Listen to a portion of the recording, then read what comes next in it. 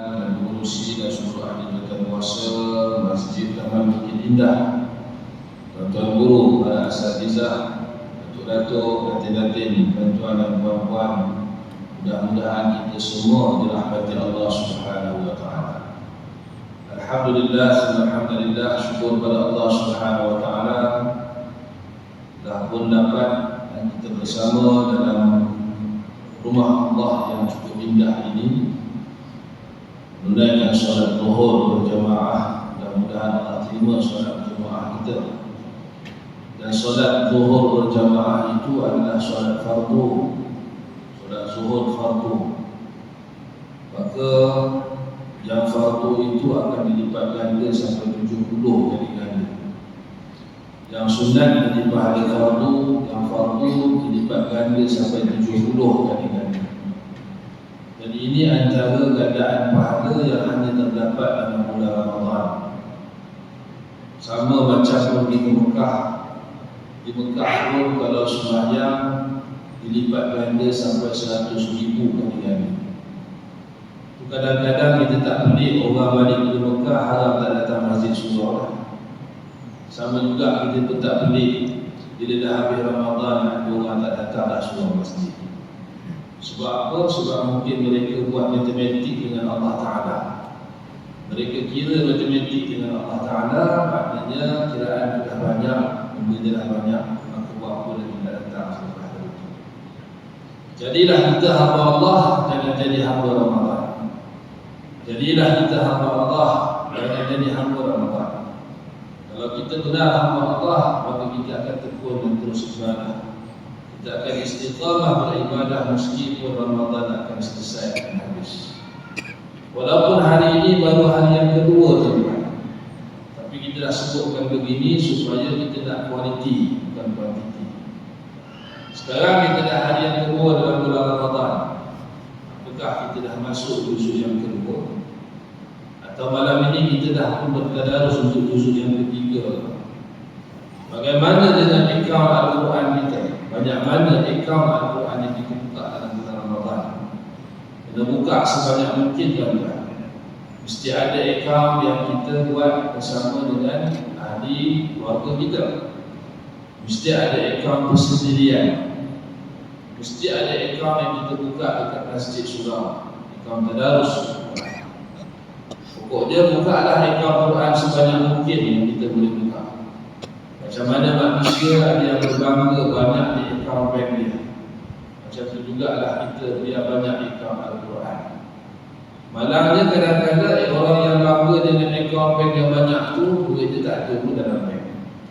Setidak-tidaknya kita bila buka akaun Al-Quran banyak-banyak, kita ada niat dan azam untuk penuhi akaun-akaun Al-Quran kita di situ.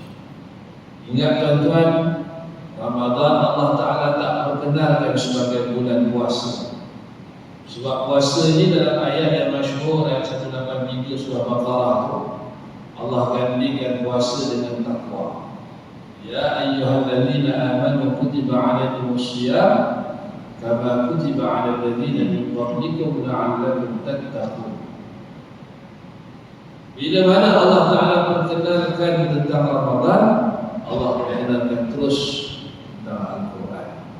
Syahrul Ramadan alladzi unzila fihi Al-Quran. Jadi tuan-tuan rahmati Allah sekalian, bulan Ramadan bukan sekadar bulan yang kita difardukan untuk puasa, tetapi bulan Ramadan juga lah bulan titik tolak bagi kita untuk membudayakan Al-Quran. Bagaimana kita membiasakan diri dengan Al-Quran? Perlu kita hadam dan perlu kita bersama-sama bersungguh-sungguh dengan Al-Quran. Maknanya bila selesai sembahyang, bukalah sedikit Al-Quran untuk kita baca. Bila sebelum nak iftar, buka puasa, bukalah kejap Al-Quran. Jika mana nak tunggu sahur ataupun selepas sahur nak tunggu subuh, bukalah sekejap Al-Quran. Itulah contoh-contoh waktu untuk kita baca nak penuhkan akaun sendirian. Ya, banyak akaun Al-Quran. Kita tak tahu akaun Al-Quran yang mana yang akan dikira oleh Allah Subhanahu wa taala. Qama Ramadan imanan wa ihtisaban ghufira lahu ma taqaddama min dhanbihi siapa yang mendirikan Ramadan, siapa yang mengimarahkan Ramadan, siapa yang bersungguh-sungguh beribadah kerana Allah Ta'ala dalam bulan Ramadan dengan penuh keimanan dan penuh rasa muhasabah dalam dirinya, maka Allah ampunkan dosanya yang telah lalu. Tuan-tuan rahmati dikasihi Allah sekalian, bila sebut tentang ampunan dosa daripada Allah Ta'ala, ada berbagai-bagai cara Allah ampunkan dosa kita. Dalam kuliah saya pada bulan lepas kita dah sebutkan ada beberapa cara dosa-dosa kita diampunkan oleh Allah Subhanahu Wa Taala. Antara cara bagaimana dosa tak diampunkan ialah dengan melakukan amal-amal yang saleh. Buat sebanyak mungkin kebaikan. Dalam bulan Ramadan ni Allah bagi peluang yang banyak sangat untuk kita buat benda baik. Dan kita pun rasa senang, mudah untuk buat benda-benda baik. Sebab apa? Sebab hati bersih. Kenapa hati bersih? Sebab hati ini dimelekat dengan perut. Bila perut tu kosong, bila perut tu puasa, tuan, secara tak langsung hati pun akan jangkit jadi baik, tuan. Hati akan jadi mudah untuk buat perkara-perkara yang baik. Maka bila kita sebut perkara yang baik ini, banyak sangat kebaikan yang boleh kita buat. Macam mana baiknya Allah Ta'ala kepada kita. Baik Allah Ta'ala, maka Allah bersedekah kepada kita, tuan. Kalau nak kira balik, masuk keluar hospital, kalau nak kira balik jatuh motor, aksiden kereta dan sebagainya, mungkin lama dah kita gol, tuan. Lama dah patut kita mati. Jatuh tangga, jatuh bilik air, tersadung sana, tersadung sini. Kalau nak kira lama dah mati. Tapi oleh kerana sedekah daripada Allah Ta'ala, panjang umur. Dapat jumpa Ramadan demi Ramadan demi Ramadan demi Ramadan. Ada kawan-kawan yang sama sah dengan kita tak dapat bersama dah dalam Ramadan tahun ini. Ada ahli grup WhatsApp kita yang kita ucapkan selamat menyambut bulan Ramadan, selamat berpuasa. Tahun lepas ada 20 orang baca WhatsApp grup tu. Tahun ni tinggal 19 orang, seorang dah jalan dulu. Maka syukurlah pada Allah, kita antara manusia yang dapat subsidi daripada Allah Ta'ala. Kita antara manusia yang dapat bantuan, yang dapat pinjaman daripada Allah Ta'ala. Maka Allah sedekah kepada kita. Bila sebut tentang sedekah, macam mana banyaknya Allah sedekah kepada kita, maka kita pun turut sama. Cubalah berkongsi rezeki, cubalah bersedekah apa yang mampu untuk kita sedekah pada bulan yang penuh barakah. Oleh kerana itu, dalam kesempatan masa ini, izinkan saya berkongsi dengan tuan-tuan sepotong hadis Nabi SAW tentang keberkatan harta dan menambahkan rezeki. Ini adalah hasil daripada sedekah yang sempurna, sedekah memberkatkan harta dan menambahkan rezeki. Hadis yang berbunyi an Sayyidina Abi Hurairah radhiyallahu anhu an Nabi sallallahu alaihi wasallam qala baina rajulun bi falatin min al-ard fasami'a sawtan fi sahabatin isqi hadiqata fulan fatanahha dhalika as-sahab fa'afraga ma'ahu fi hurrah فإذا شرجة من تلك الشراج قد استوعبت ذلك الماء كله فتتبع الماء فإذا رجل قائم في حديقته يحول الماء بمسحاته فقال له يا عبد الله ما اسمك؟ قال فلان للاسم الذي سمع في السحابة فقال له يا عبد الله لما تسألني عن اسمي؟ فقال إني سمعت صوتا في السحاب الذي هذا ماؤه يقول اسق حديقة فلان لاسمك فما تصنع فيها؟ قال أما إذا قلت هذا فإني أنظر إلى ما يخرج منها فأتصدق بثلثه وآكل أنا وعيالي ثلثا وأرد فيها ثلثا tak perlu terjemah, tuan faham kan insya-Allah. Tuan-tuan rahmat Allah sekalian, hadis ini diriwayatkan oleh Sayyidina Abu Hurairah radhiyallahu anhu. Boleh kata saya yakin masjid itu tuan-tuan setiap hari ada orang sebut nama Abu Hurairah. Ya. Tak tahu tuan-tuan, kalau pahala kerana ilmu itu banyak tuan-tuan. Tak tahu banyak mana pahala yang dapat dia. Sayyidina Abu Hurairah radhiyallahu anhu. Dan Nabi sebutkan siapa yang menunjukkan kebaikan kepada seseorang, maka orang tu buat benda baik tu, maka dia akan dapat pahala ni sampai kiamat. Bayangkan dalam dunia ini ada tak tempat yang tak disebut nama Abu Hurairah? Ada tak negeri negara dalam dunia ini yang tak sebut nama Abu Hurairah walaupun sehari? Saya yakin tuan-tuan, setiap hari dalam dunia ini mesti ada negeri negara yang tak sunyi daripada menyebut nama Sayyidina Abu Hurairah setiap hari. Di tempat kita di Ampang ni saja tuan-tuan, ada banyak madrasah-madrasah, ada tahfiz, ada madrasah hadis. Mesti tak sunyi nama Sayyidina Abu Hurairah disebut tuan-tuan. Inilah hebatnya. Kalau orang tanya apa dia faedah daripada ilmu, kita boleh jawab cukuplah bagi contoh macam saya bagi contoh ni. Idza mata al-insan inqata 'amalu illa min salas. Bila mati anak manusia, bila mati manusia itu tak terputus, akan terputus semua amalan melainkan 3 perkara. Sedekah jariah, ilmu yang tafa'u bih, ilmu yang bermanfaat untuk dirinya, waladun salih yang yad'u lahu, anak saleh yang mendoakan. Kan nombor 2 itu Nabi SAW sebut ilmu yang bermanfaat. Itu kita kena jadi ejen penyebar ilmu.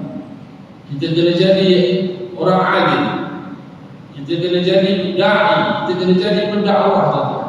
Sebab da'i, pendakwah, orang alim, ulama yang saya sebutkan itu semua tugas dia menyampaikan ilmu. Ilmu tu kita tak tahu berapa ramai orang yang catat dan catat, berapa ramai orang yang amal, berapa ramai orang yang sampaikan. Subhanallah, yang catat dia mungkin dapat pahala sampai kiamat, yang amal dia mungkin dapat pahala sampai kiamat. Macam mana nama Sayyidina Abu Hurairah disebut setiap hari tuan-tuan? Macam tu juga kita ambil contoh orang jahat dalam Quran. Apa contoh orang jahat dalam Quran tuan-tuan? Tabbat yada abi lahabin wa tab. Agak ada tak dalam negara, dalam dunia ni tuan-tuan, sehari tak ada dibaca surah Tabbat yada. Kalau katakan surah masjid kita buat sembahyang 20 rakaat, baca ayat Al-Azim start daripada At-Takasur tuan-tuan, confirm setiap malam mesti ada baca surah Al-Masad, Tabbat yada. Kalau kita sembahyang sunat, kita sembahyang zuhur tadi tuan-tuan, ada baca Tabbat yada tuan-tuan. Maknanya hari ini sahaja berapa ramai orang yang doakan kecelakaan bagi Abu Lahab. Itu pasal bila mana kita buat baik, buat benda baik, buat sungguh-sungguh, buat dengan ikhlas. Bila mana kita teringin nak buat maksiat, nak buat benda jahat, nak ajak orang buat maksiat, kita kena ingat cerita Abu Lahab.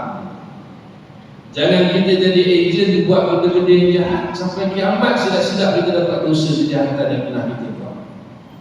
Jadilah ejen kebaikan, insya-Allah sampai kiamat kita jadi ejen yang menyebarkan kebaikan. Jadilah Abu Hurairah, jangan jadi Abu Lahab. Tuan-tuan rahmati Allah sekalian. Hadis ini daripada Sayyidina Abu Hurairah radhiyallahu anhu, kata Nabi SAW bersabda, ketika seorang lelaki berada di kawasan lapang, dia mendengar suara dari awan. Nabi bila sebut lelaki ini tuan-tuan, sama ada lelaki ini pada zaman Nabi atau lelaki ini sesudah Nabi, mana Nabi SAW bila hidup, lelaki ini dah tak ada, atau bila Nabi sebut lelaki dalam konteks hadis ini, mungkin lelaki yang selepas daripada kehidupan Nabi SAW. Lepas Nabi wafat, baru ada lelaki. Maknanya bila Nabi beri contoh seperti ini, ia bersifat umum, baik pada orangnya, zamannya, masanya ataupun tempatnya.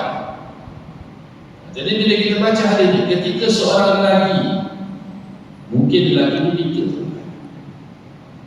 tak payah kita kata, oh ini mungkin orang yang pakai sumbat, orang pakai jubah.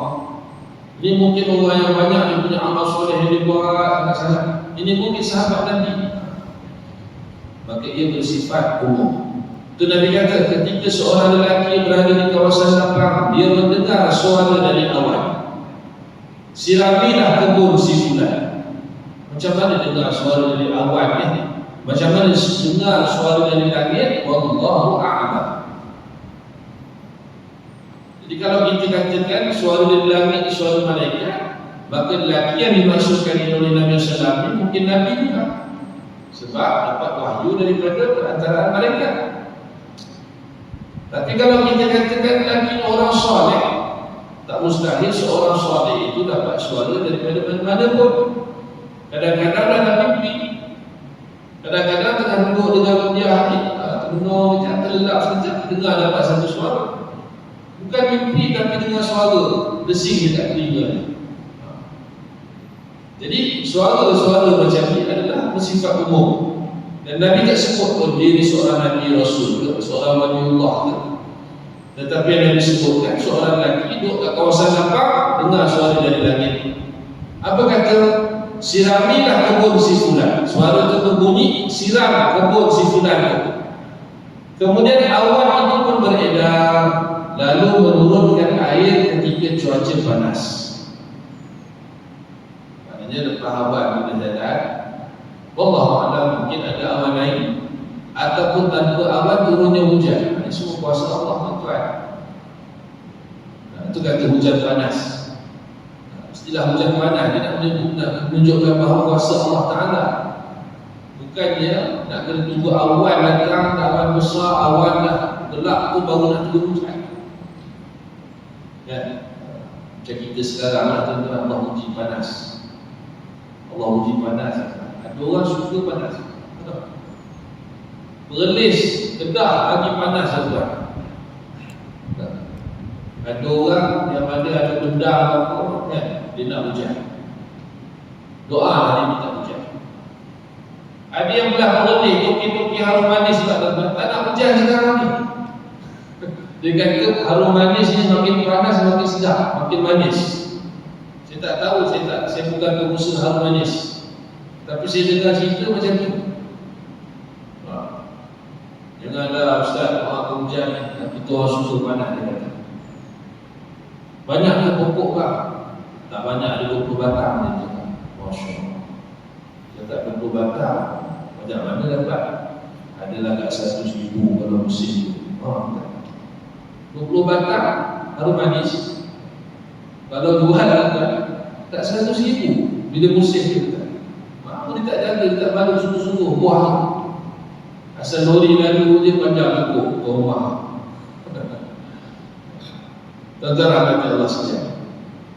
Lori lalu kadang-kadang kan, lori lalu. Jadi petik. Seorang bersimpak dengan tuan rumah, seorang lagi petik. Masuk dalam lori, habis gundul sebelah sini kan. Ada berlaku kat sini. Jadi sekarang ni kalau kata kita nak hujan, solat istisqa. Solat sunat istisqa, solat minta hujan. Dan tak semestinya nak tunggu awan datang barulah hujan nak turun. Dan ini semua adalah kuasanya Allah Subhanahu wa ta'ala. Jadi dalam hadis ini Rasul disebutkan awan dah berlalu, namun hujan itu turun. Dan turunnya hujan itu ketika cuaca sedang panas. Dan ternyata di situ terdapat kebun yang telah menampung semua air yang turun tersebut. Di kebun itu ada seorang lelaki yang sedang membawa air dengan gayungnya. Ini masih hadis Nabi yang Nabi cerita dengan tuan. Di kebun itu ada seorang lelaki yang sedang bawa air dalam gayungnya. Dia bertanya kepada orang itu, wahai hamba Allah, apakah nama kamu? Dia menjawab fulan. Ada nama dia, disebut nama dia lah. Tapi Nabi tak sebut pun nama dia. Hebat, hadis ni hebat. Sebab bila Nabi tak sebut nama, maknanya sama ada kisahnya mungkin belum berlaku lagi. ataupun telah berlaku dan Nabi tak nak sahabat-sahabat menimpa dia dengan siapa nama. Cukup Nabi kata namanya Fulan. Fulan ni bukan nama orang, Fulan ni maknanya seseorang. Ada nama lah. Sama seperti nama yang dia dengar dari awal. Maknanya tadi kan dia dapat suara tu, kata apa? Siramilah kebun si Fulan.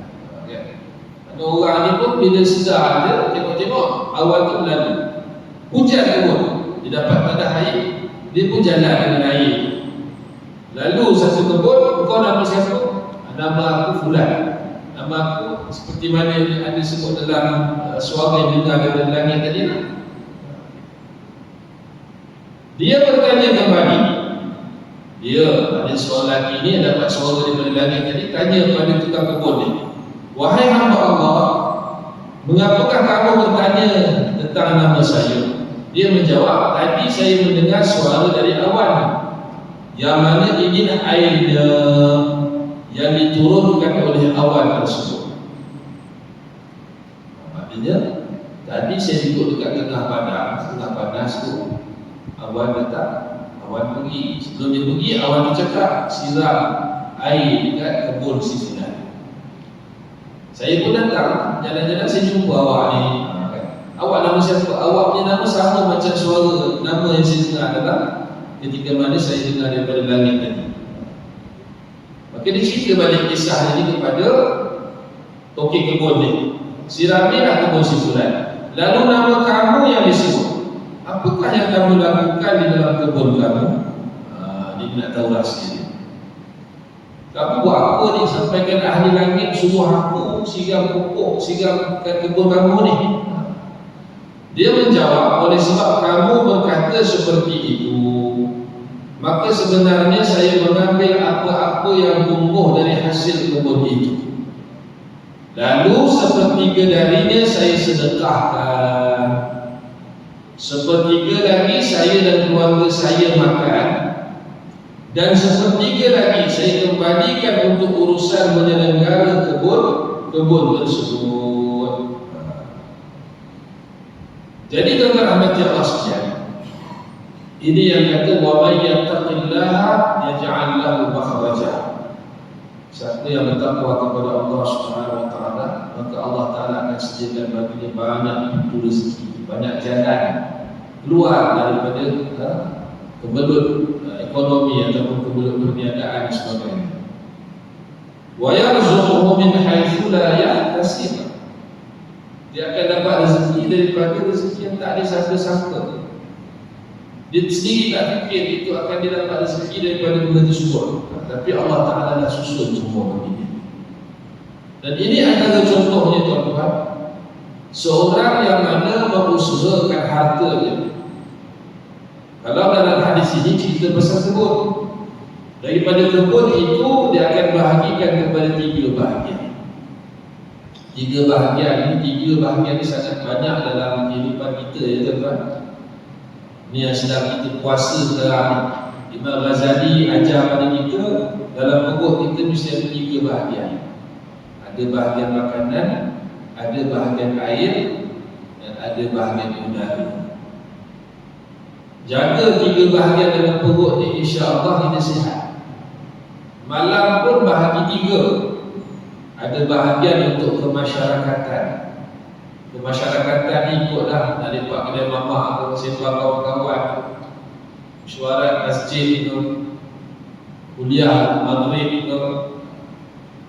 Satu bahagian lagi untuk ibadah kepada Allah Ta'ala, dan satu bahagian lagi, bahagian yang ketiga pada waktu malam untuk kita berehat, kita tidur. Dan banyak sangat tuan-tuan berkenaan dengan bahagian yang perlu dibahagi 3.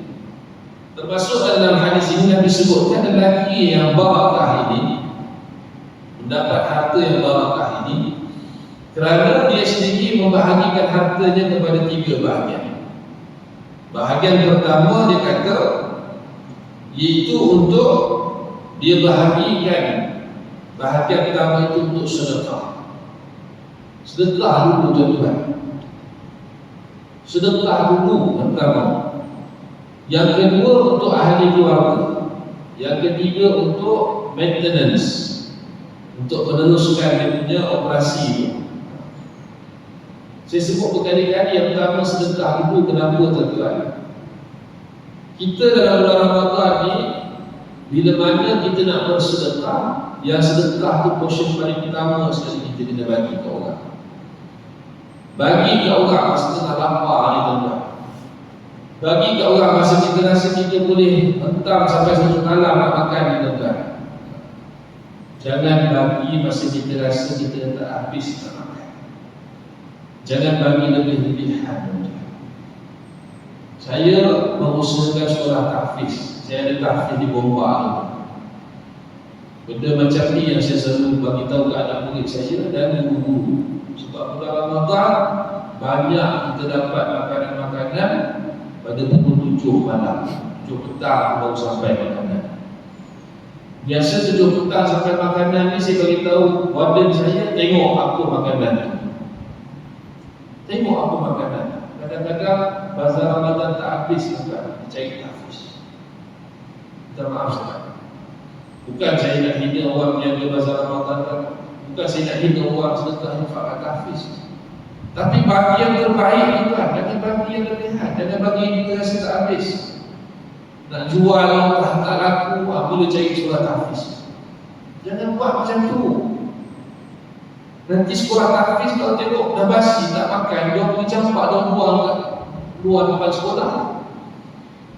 Yang bagi kuih pun tadi, dia tak tahu benda tu basi dah tuan. Dia tengok, boleh dia ambil gambar. Inilah sekolah tahfiz, dibazir makanan. Buruk nama tahfiz tuan. Padahal bukan makanan tu kita yang sediakan. Dapat sedekah berapa kan? Kita ada pengalaman dah tentang bulan Ramadan ni, satu ahad tu cukup dah. Satu ahad cukup dah, pukul 4 petang dapat nasi minyak lah. Nasi minyak 2 telap, 3 telap. Buka telap yang ketiga tu kan berbuih dah kuadal. Berbuih dah, pukul 4 petang. Kedua kita ambil semua cari tahfiz, cari surau, cari masjid. Tak boleh macam ni. So pertama sekali, kalau kita nak buat pembahagian harta, tak kira kita siapa ni, saya sebut ni secara umum. Yang bab sedekah tu, itu paling utama. Itu paling utama sekali. Esok malam yang keempat kita tarawih. Malam ni malam ketiga. Esok malam keempat kita dengar imam baca permulaan Zuh yang keempat. Lan tanalul birra hatta tunfiqu mimma tuhibbun. Kamu sama sekali tidak dikira sebagai bersedekah, berinfak, selagi mana kamu tak sedekah apa yang paling kamu sayang. Ini bab makanan kita lebih sayang betul. Sampai kita tidak bagi yang cantik-cantik, yang sedap, yang panas, yang fresh tu. Kita nak tunggu sampai dah kita tak mampu nak makan baru kita nak bagi. Apa perangai macam ni? Jadi tak boleh ada perangai seperti ini tuan-tuan. Ambil daripada kisah ni. Jadi kita nak harta kita Allah jaga sampai kita sendiri pun tak sangka-sangka harta kita ni datang dari mana-mana punca rezeki bertambah harta. Nak dapat keberkatan harta ni tuan-tuan, yang pertama sekali infak ataupun sedekah dulu yang kita kena utamakan. Yang kedua disebutkan oleh si fulan ini, orang yang bawa hartanya, kebunnya ni tuan-tuan, dia kata sepertiga lagi saya dan keluarga saya makan. Mesti ada bahagian untuk kita, untuk ahli keluarga tuan-tuan. Itu kita kena faham hadis. Dalam bab berkenaan dengan sedekah, satu hari Sayyidina Umar bin Khattab radhiyallahu anhu, dia datang jumpa Nabi SAW. Dia teruja nak sedekah. Bila mana Nabi kata untuk sedekah, Nabi kata fisabilillah, infak. Maka Sayyidina Umar bin Khattab ni disedekah separuh harta dia, dan dia bangga dengan dia rasa seronok. Rupa-rupanya dia tak perasan belakang Nabi itu ada Sayyidina Abu Bakar As-Siddiq radhiyallahu anhu. Maka dia tanya, wahai Abu Bakar, apa yang kau sedekah? Kata Sayyidina Abu Bakar As-Siddiq, aku sedekah semua kecuali Allah dan Rasul. Tak ada apa yang ada pada aku kecuali Allah dan Rasul. Kata Umar, aku sama sekali tidak dapat mengalahkan anak Abu Quhafah. Abu Quhafah itu bapa kepada Sayyidina Abu Bakar. Sayyidina Abu Bakar ni Abdullah namanya, Abdullah bin Abi Quhafah. Dia kata aku ni tak mampu nak saing, nak lawan dengan anak Abu Quhafah. Paling cepat dia, paling banyak pun dia. Paling cepat dia yang sedekah Sayyidina Abu Bakar, paling banyak pun dia. Aku tak mampu nak kalahkan dia. Ada masalah dekat sini tuan-tuan, ada perbahasan ulama. Apa hukumnya seseorang yang bersedekah semua, tak ada tinggal apa pun? Bila tanya apa yang awak tinggal untuk anak dan isteri awak, Allah dan Rasul dia jawab. Boleh ke dia nak bersedekah seperti mana sedekah Sayyidina Abu Bakar As-Siddiq radhiyallahu anhu? Maka di sini ada dua bahagian. Ulama membahaskan mengatakan bahawa ini masuk hukum fiqah tuan-tuan. Bahagian yang pertama dibolehkan. Boleh seseorang itu sedekah semua harta dia, dengan syarat dia dapat harta tu, gaji yang dia dapat ataupun harta yang dia dapat itu adalah harta harian. Contohnya, tuan-tuan hari ini katakan kita sedekah semua harta tuan-tuan. Katakan kita dah tahu ustaz ada sekolah tahfiz ni, mana nak sedekah ustaz, contohlah contoh kan. Lepas ni saya nak sedekah semua. Tuan-tuan bagi saya RM10,000. Banyak RM10,000 ni. Apa yang Tuhan sediakan untuk anak isteri Tuhan? Ada lagi bagi, tak ada beda lagi, tak ada beda. Tak ada apa ustaz, Allah dan Rasul saya tinggal. Kalau katakan sesudah dijawab begitu, boleh ke? Boleh. Asalkan esok dia ada rezeki lain masuk dalam akaun bank ni. Kita jalan keluar lagi.